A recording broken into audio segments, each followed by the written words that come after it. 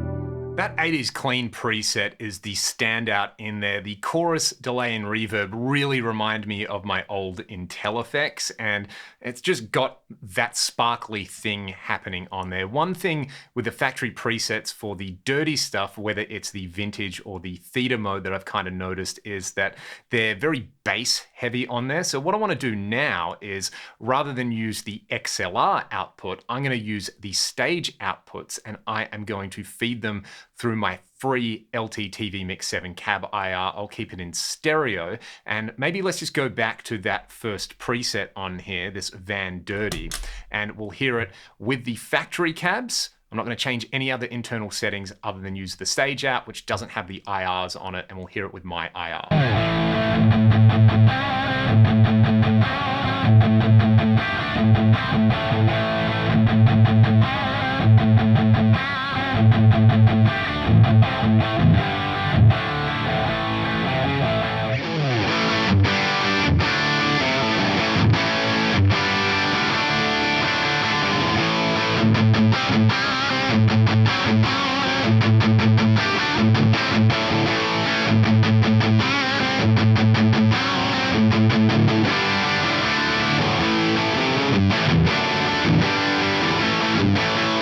That really opens things up on there. What I'm going to do is just tweak this preset a little bit to my liking. So let's use the function encoder over here, and I'm going to go into the preamp section. I can then scroll through the various parameters on here. You can see I can set the gain. This control is interesting, the sag. Let's have a listen to what happens with the sag at 0, and I'll turn it up until I find the sweet spot.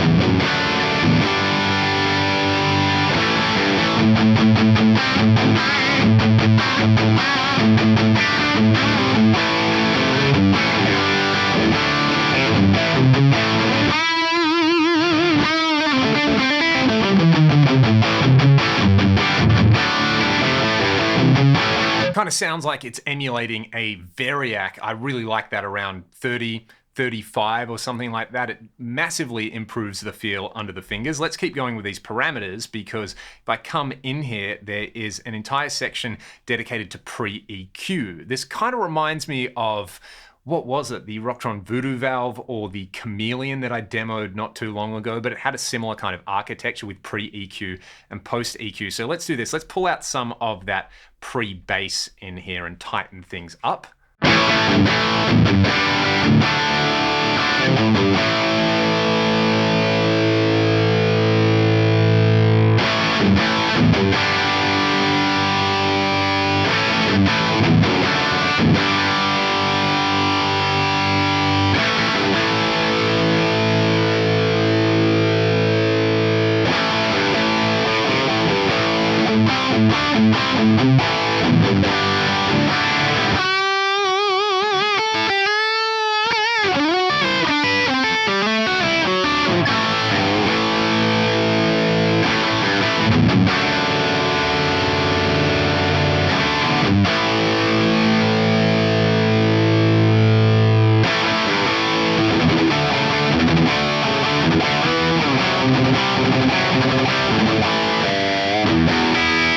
So I've got control over the pre-EQ on there. I'll just scroll back and I'll let you hear the difference between this vintage type distortion and the Theta distortion. I'm actually going to turn the gain down a little bit on here. So where did I go? Preamp, and I want the distortion type and gain. Let's turn the gain down to 40. We'll go back to distortion type. Let's hear this. We're on vintage at the moment. I want to hear the difference between vintage and Theta.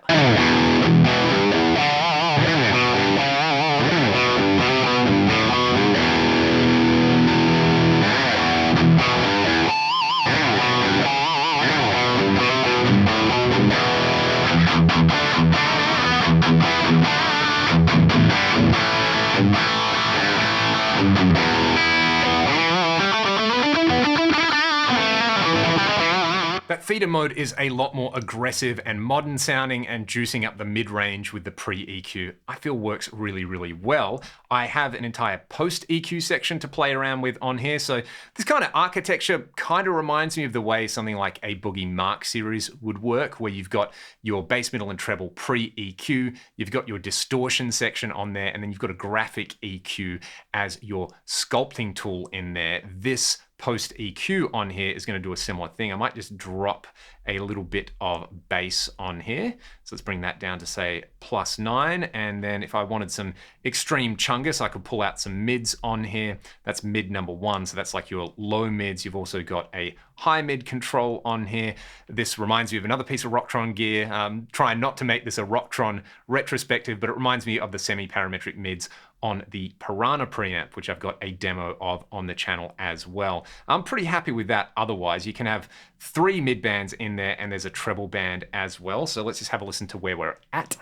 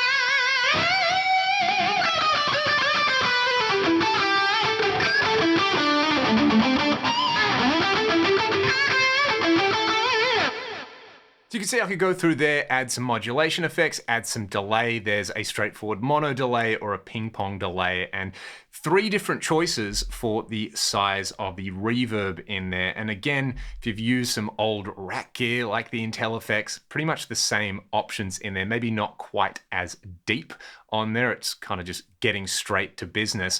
That's how I would go about tweaking a factory patch. You could hear the difference in there between the vintage and Theta distortion. Having pre-EQ in there is something that a lot of guitar players probably aren't used to, but I do generally like that architecture when you've got pre-EQ and post-EQ options in there. Let's hear another one of those 80s style clean sounds. There's another great factory preset that's kind of got some of that Holdsworthy ambience going on.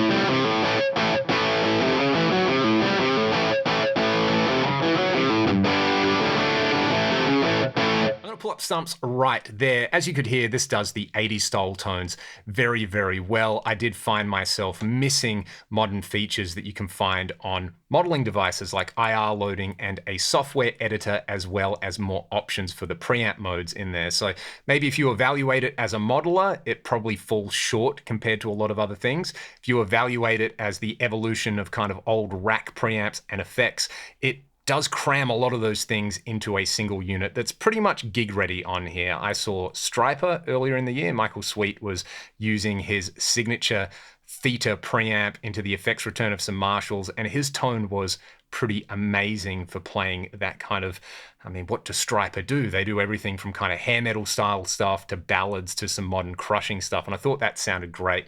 And with this running into my IRs, sounded a lot more open and a lot more enjoyable. The Theta mode on there can definitely do the thrash stuff. The vintage mode on there's pretty much dialed in for that kind of thick brown sound. And I absolutely loved the 80s style cleans on there. They were beautiful sounding on there. The chorus reverb and delay really do remind me of my old Intel effects. Other than that, I'd love to hear your thoughts in the comment section below. If you like what I'm doing here on the channel, you can support me directly. Just check the video description.